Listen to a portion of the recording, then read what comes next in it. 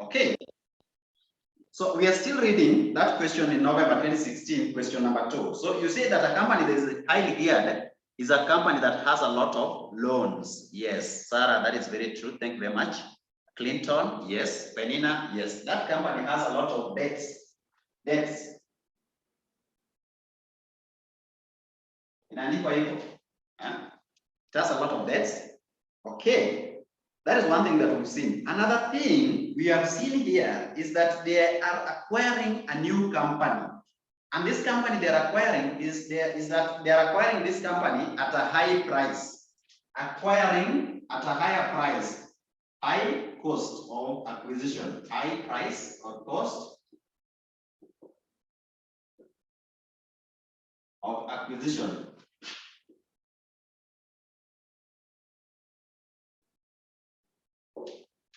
They are acquiring this, but we are being told that they acquired it at a high cost above the market price. That is another disadvantage. So what we are basically seeing is that there is a problem in this company. You do a lot of businesses. Number 2, you are highly geared. Number 3, that means that they are taking a lot of money from outside. So that means that maybe they are not stable. They don't have enough funds. Another thing that we can see, we are told that the CEO amefanya nini? The CEO of this company. Wanasema ati the CEO of KMG Limited, Mr. Tim Kilonzo, is very entrepreneurial, which is a good thing. But again, he is autocratic. Who is autocratic leader? Autocratic. Hizo ndio shida sasa hii kampuni iko nayo, autocratic.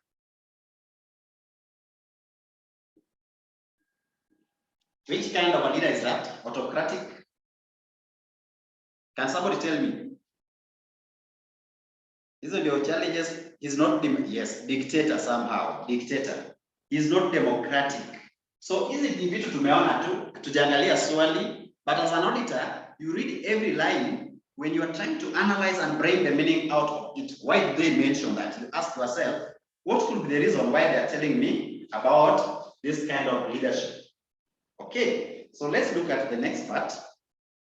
They are saying that the prevailing local, not that one. They are saying another large subsidiary which manufactures skin, another large subsidiary, they have a subsidiary. Another large subsidiary which manufactures skin products have been sued by customers over some products which have allegedly adversely affected their skin. Remember, we are talking about a group of a company. This KMG is a group of company. They have another subsidiary which has significant effect, meaning that according to them, this subsidiary is very important. In other words, if ikianguka leo, the whole group has a problem. Are we together? That is why they are mentioning that word, another large subsidiary, so that you can know that that subsidiary has a lot of contribution. They have a lot of say in this particular group of company. But this subsidiary produces some products that are supposed to be used for skincare. Recently, they were sued by a client for harmful or some damages. They were sued by a client for adversely affecting their skin. So some farmers also, so we have quote here, a subsidiary being sued.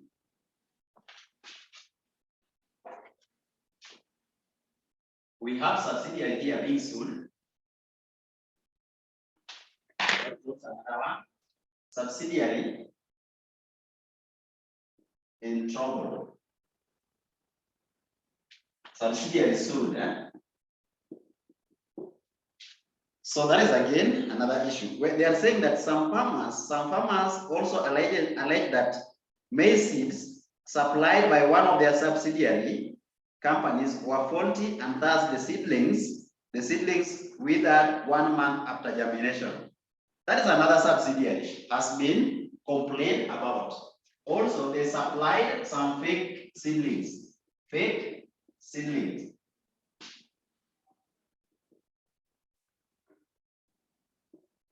So as you can see, the group has a problem, right? Group, hakuna kitu mzuri tumeambiwa hapa. Apart from the fact that the CEO is an entrepreneur, what else do they say? Have they said that can show us that this company is at least doing something that is better? something that can help them. So let's look at this. Question number 1. Assess the audit risk faced by Macau, Kilonda, and Associate in the course of audit of Kikomi Manufacturing Group. Can you tell me the types of audit risk or elements of audit risk first? Let's look at the elements of audit risk. They are saying, assess the audit risk faced by Macau, Kilonda, and Associate in the course of their audit of Kikomi Manufacturing Group. What are the audit risks? Somebody to state for me the types of audit risks that you can remember.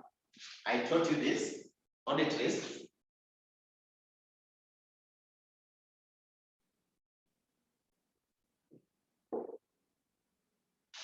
Audit risk. Somebody state them, please.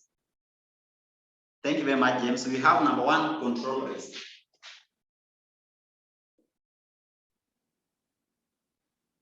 Number 2, we have inherent risk. And then detection risk.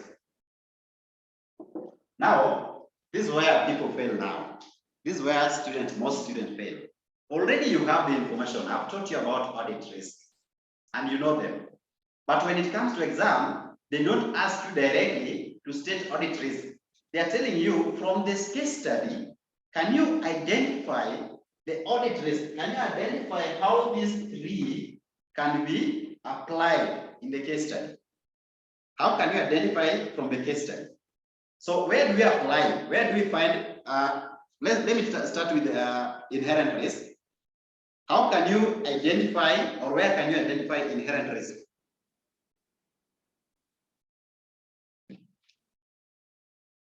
Can somebody tell me wapi unaona hiyo inherent risk? Unaiona wapi? In this case study.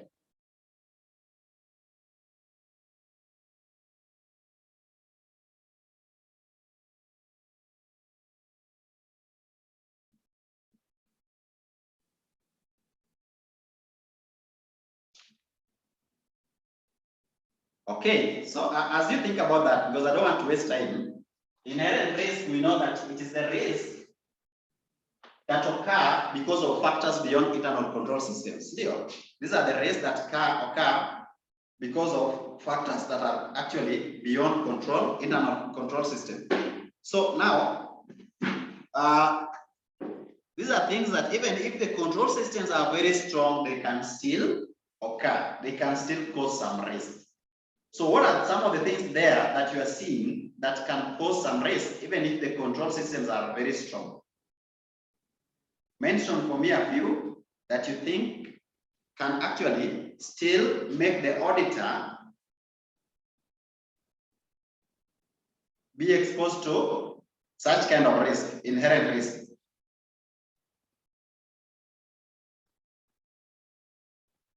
It assumes the internal controls are working, yes.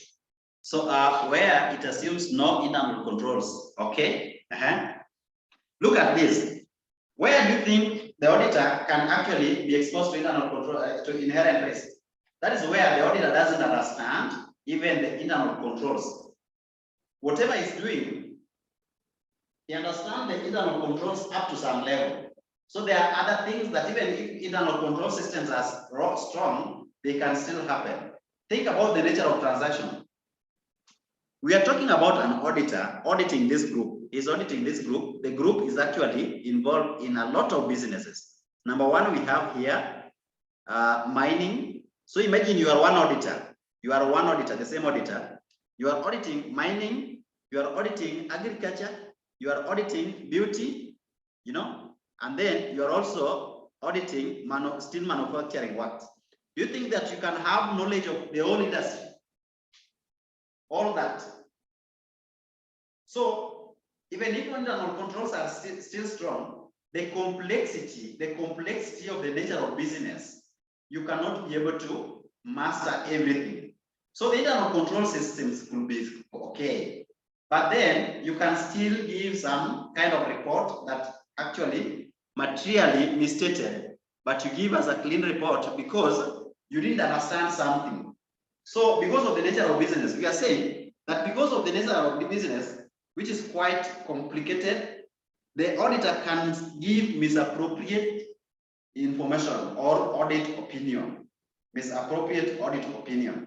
So that is one where internal risk, complexity of business, and the degree of judgment that is involved. That one can actually cause inherent risk. So that one, we don't blame internal control system.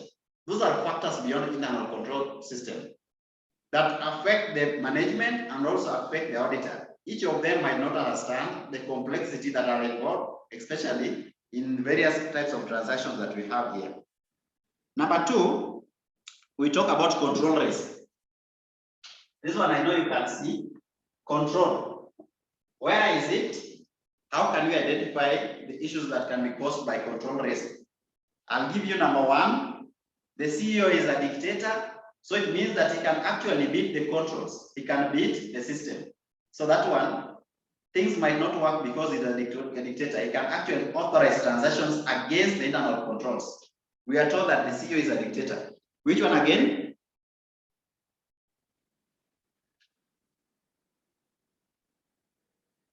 So the management attitudes in terms of internal controls can actually cause that particular risk, that is control risk. So being that the risk that the client's internal control procedures might fail to detect material misstatement or errors, this could be influenced by the attitude of the management, the senior management towards internal controls. And one of the attitudes that we know is that the senior managements are quite autocratic. They might not allow controls to work. So there's no democracy there. So that is one.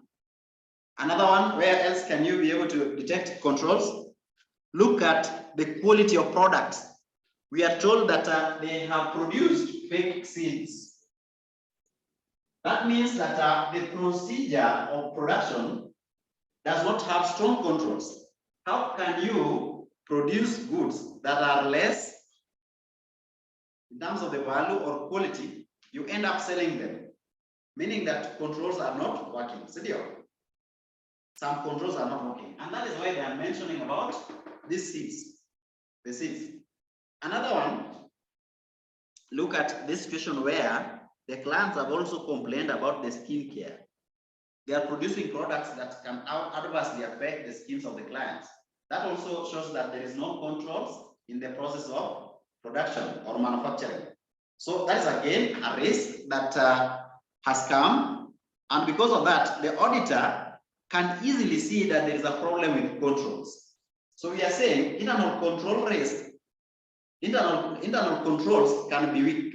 If the internal controls are weak, it can actually expose the company and the auditor by making some judgments that are actually materially misstated. They can make mistakes by giving a report while there are a lot of lapse in controls. So here we squarely blame internal control procedures. Okay, so let's look at another one, detection risk. How do we apply detection risk here? Can somebody try?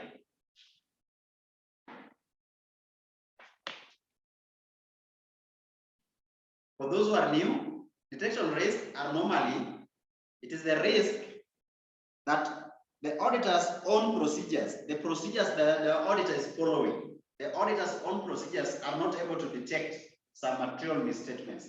That is the control, the detection risk. It is the risk that the auditor's own procedures cannot detect material misstatement. So if that is the risk, what are some of these? How can we identify them in this particular case study?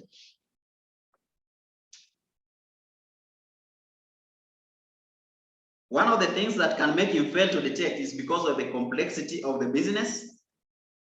The complexity of the business that can make him not be able to detect because he doesn't understand, he doesn't even know the audit procedures to be followed. That is one.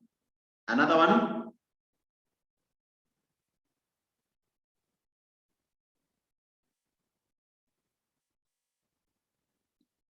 complexity of the business can actually cause the auditor not to be able to discover some of the errors that could have been detected because he's actually not understanding. So let's go to another risk. I think those ones are done. So let's go to question number 2. Question number 2 says, summarize the advantages of a business risk approach to the audit of KMG Limited. Business risk approach. What are some of the advantages? So what is basically being required here? Number 1, you need to identify what are the business risks. Then once you know the business risk, you approach this audit in terms of focusing on the areas of business risk. So let's state business risk. Can you state a few? Somebody to state for me business risk.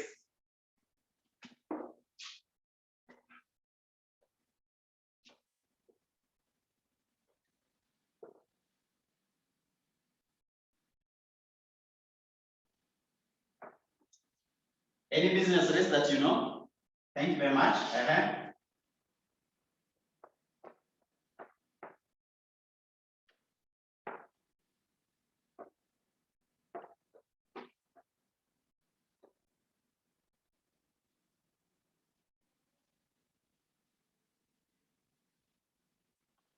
Business risk, we have financial, we have compliance, we have operation. That is very true. So I want us to identify them here. I want us to identify them from the case study. Because in the next question, they might not ask you the same thing, advantages, but they can ask you to identify the business risk from the case study. Identify the business risk from the case study.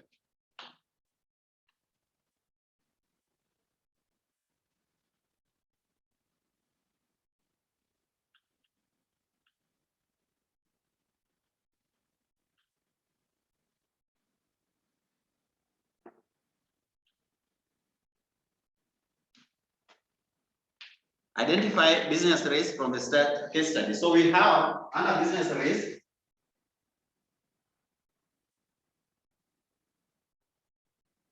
we have number 1, operational risk.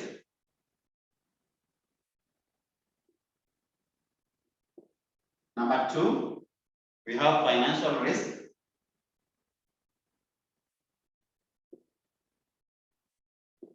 Number 3, we have compliance risk.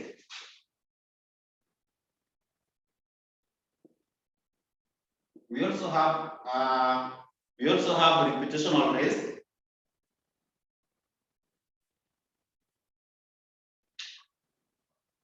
Reputational risk. Those are kind of risks that we have. Another one. Can somebody give me a few? Apart from the 3, which kind of business risk do you remember? Business risk.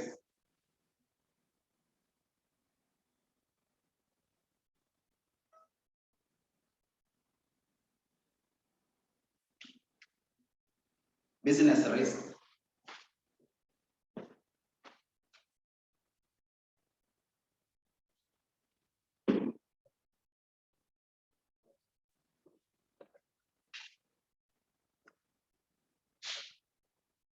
Running into losses, that is under financial risk. Okay, so how do we identify these ones? The business risk. Remember, we have 2 types of risk. There is business risk, then we have the audit risk. Audit risk relate to the auditor. That is the risk that the auditor is not able to give a good report, the correct report. It is the risk that auditor is giving a controversial report. Is giving a good report where the financial statements are actually misstated. But this particular one, these are the ones that are faces the business itself. So for example, we are talking about operational risk. This is where the operation has been affected. Now, how do we identify? How does it come in? Think about a situation where probably the client does not have what is called business plan. Business continuity plan, we call it BCP. If a client doesn't have business continuity plan, then it can actually have operational risk. How does this happen? If you have a situation where only one person understands everything, what about the day he leaves? What about the day he is sick? Operation will actually be disrupted.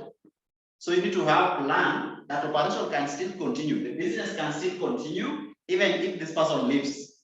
Number two, you can also identify operational risk in terms of having alternative ways of doing business. For example, we need to have secondary server so that in case primary server is attacked or has problems, we can always easily shift to the copy. We shift to secondary server and still operate. And I know serious firms like Safaricom, they normally have such kind of servers. They must be having a duplicate copy of another server. So as they run this one, they can easily shift. Everything is copied directly to the other server. So we have the same data. In case one server is affected, the data is lost, we still operate and continue. So that is what we call, it is actually concerned about operation. Another one is about COVID-19. When COVID-19 affected the country, operation was disrupted. In your company where you work, were you having the plans on how to still continue the operation just in case of something like COVID-19? That is why it is very important. You need to ask yourself, what plans were you having to operate after COVID-19 came in? Those are operational risks. You need to be ready for any eventuality. Or at least you need to pick up as soon as possible. The next one is financial risk. Somebody talked about losing money or running into losses. You can run into losses because of so many things. Those are financial risks. Includes fraud. This one includes fraud. Yeah. Making losses because of maybe huge expenses, misappropriation of funds. Those are financial risks. Then we have compliance. This is where you are not able to comply with the regulatory requirements. Any requirement from regulator, you are not able to comply with. Then if we find those one here, then actually it is compliance risk. Financial risk can also be in cases where you've been sued. When you are sued, you are going to pay for penalties and fines, right? That is financial risk. And during that time, if a senior manager has been sued, the company can actually cease from operation. Or the whole company can be sued, and then you are told, yeah, now you hold, you don't continue producing. That is also operational risk. So you need to identify and ask yourself, how am I able to identify operational risk from the case study? Now, like the case study that we're having here, we have seen operational risk where this company has been sued. When you are sued and your main business was to produce beauty products, you've been sued, you can hold business, you hold operation. That is operational risk. And at the same time, you are going to pay for the damages in court. So that is financial risk. So you need to ask yourself, how are we able to identify the types of risk that we have here? Another risk is about reputational. Once somebody's body has been affected, the body has been affected because of bad products that you produced, then of course that word will always go around. People will always talk about it, that you see, you can't use this product. It has done this and this and this. So people cease to buy your products. And that is again that also cause reputational risk. People don't want to buy your products from the supermarkets and you'll not be able to sell. But reputational risk also causes financial risk. When your name is bad in the image of the public, then obviously you lose business, you run into losses, you'll produce, but there is no sales. So those are how you can easily identify this kind of areas from the case study. Like now, that one of skin products, operational risk can be there because this person has actually sued the client. The client will pay. That is a financial risk, and the name in the public will not be positive. They will have negative name in the public. That is still under. That is also under. That is also under reputational risk. So that is one thing that has three risks: financial, operational, and reputational. So what are some of the advantages of auditing this particular client while focusing on operational risk? What is the advantages of auditing while focusing on the types of risk that the company is faced? How does it help? Can somebody talk? Because of time, you can talk. Let me unmute so that, but don't make noise, please. I just want you guys to talk. I will allow participants to unmute themselves. You can actually talk now and tell me, because of time, you cannot chat maybe. Why do you think it is important for us to focus when you are doing audit of this particular company? We focus on areas of business risk, areas where risk can occur.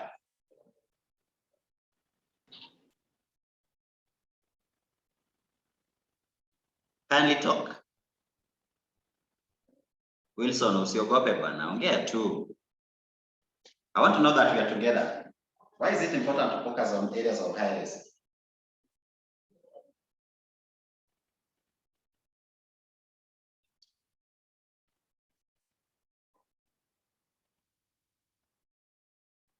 Why is it important to focus on areas of high risk?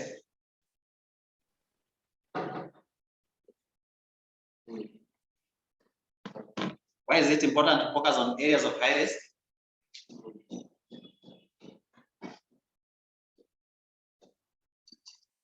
Okay, so instead of waiting, it will help you to be able to do what? To understand or have the knowledge of the company. When you are focusing on the kind of risk, business risk that they can actually be exposed to, it will help you, number one, to equip yourself with the knowledge of the company. That is one advantage. That is one advantage. Yes. Number two, you are saying that to curb competition. Now, I'm talking about on the side of the auditor. The question says, summarize advantages of business risk approach, meaning that you're going to audit this client and the audit procedures will be approached on the side of understanding the business risk. You'll approach this audit procedure by first focusing on the areas of business risk. Once umeelewa at hii kampuni iko exposed to operational risk, then now you start looking at the chances of it forms a good basis of advisory purposes. Yes, that is a good one. When you focus here, you can be able to advise the client on the right way. Another one, it also eases your work. It makes your work easier. It also makes your work easier.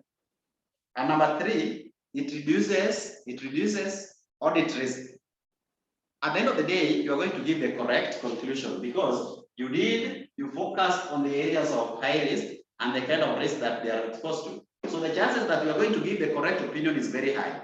If you are going to give the correct opinion, it means that the audit risk is actually reduced. The audit risk is actually reduced. So another advantage, enable the auditor understand scope of the audit work. Yes, that is very nice. If you are able to understand that this is a financial risk, then now you start asking yourself, what makes the client exposed to financial risk? You now start expanding and looking at everything that can actually bring this and how it can be sorted. So that can actually, at the end of the day, determine the scope of audit work. So these are things that we do practically when you're doing audit. You first need to understand the nature of business. Ask yourself which kind of risk the client is exposed to and what can cause that kind of risk. How can it be prevented? What advice can I give? You see, is there any possibility that money has been lost through those kind of risk? So that is what we call business risk approach. Business risk approach. Any other? It also makes the auditor focus on areas of high risk. The auditor can always focus on areas of high risk. That is also another one. Another one.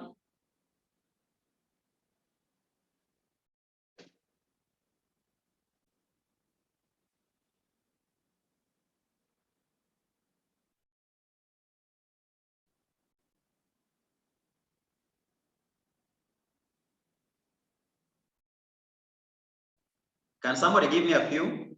Okay, let's go to number C. Number C. Okay, it also helps in planning. Before I forget, it also helps in planning. It saves time. Yes, that is very true. It saves time. It also helps in planning so that you can allocate resources correctly because you can easily know where you need to focus.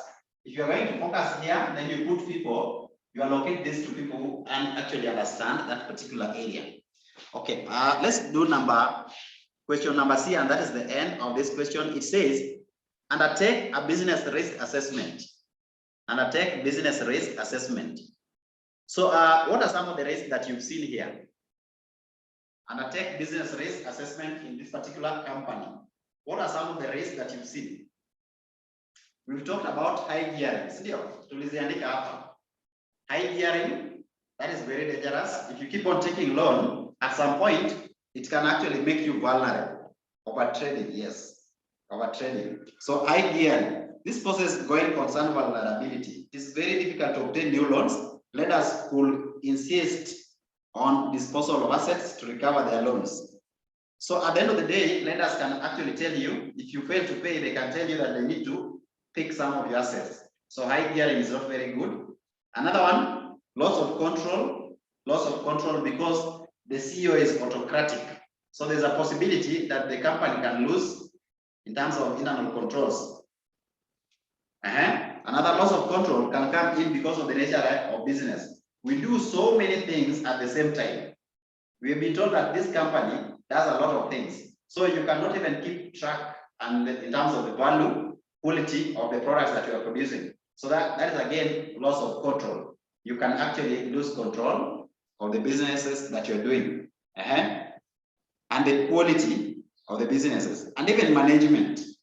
Another one, so we've seen two. We've seen the issue of loan, autocratic. We've also seen loss of control because the businesses are quite many. What about the contingent liability? The fact that you are giving a wrong product, people are suing you, you are not sure how much you're going to pay. So contingent liability can come in. Contingent liabilities are those liabilities that come in future.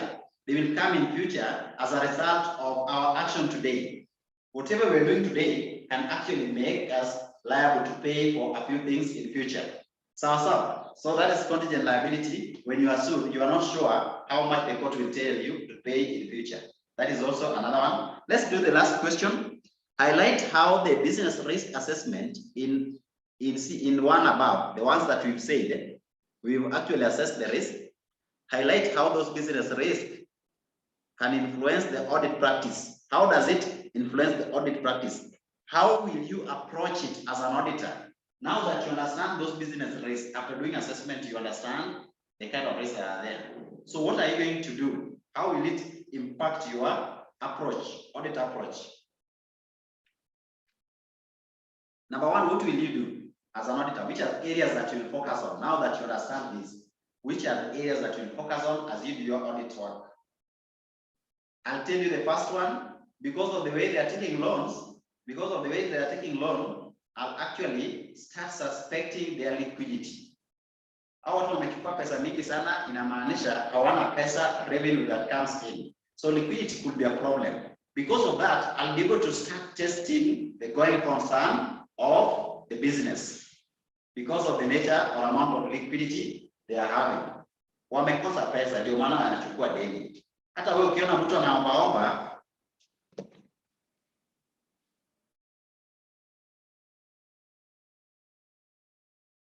we can't hear you.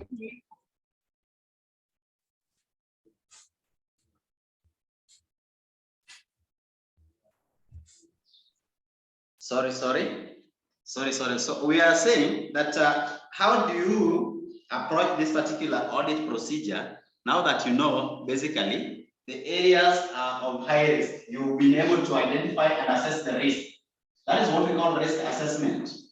What we've just done to identify those risks and how they can actually come in. That is risk assessment. So how can that help you in your audit procedures?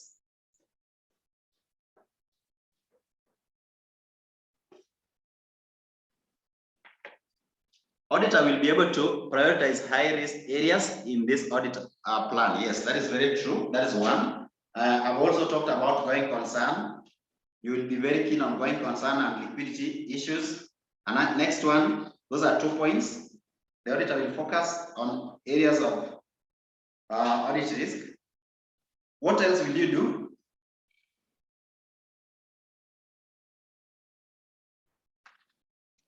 You'll also check the terms and conditions of the loans. Yeah. You'll also be able to check the terms and conditions of the loans that have been given, because these loans are being given, there are so many of them, and you need to understand, are they able to pay and at what time? Otherwise, hii kampuni inaweza anguka. Ukiambiwa tu the loan is due, you don't have money, then the company can actually fall. The next one, so you need to do a close scrutiny of the loans, terms and conditions of the loans that have been issued. The last one, I know you need to go back to class to job. Let's give some 2 points, then we close. The next one, we talked about two subsidiaries, and we are told that one of the major subsidiaries, that major subsidiary has a lot of impact. This major subsidiary iko na shida, si ndio? So it means that we need to understand the contribution of each subsidiary. So we need to look at the materiality of each group components, so that when we know that one has a problem, how does it affect the whole group? Because we've done a risk assessment and we know that one of the risks is that there is what is called contingent liability caused by problems that are facing one of the branches, one of the subsidiaries. So what is the impact of that subsidiary in the whole group? So another one is about the recent acquisition.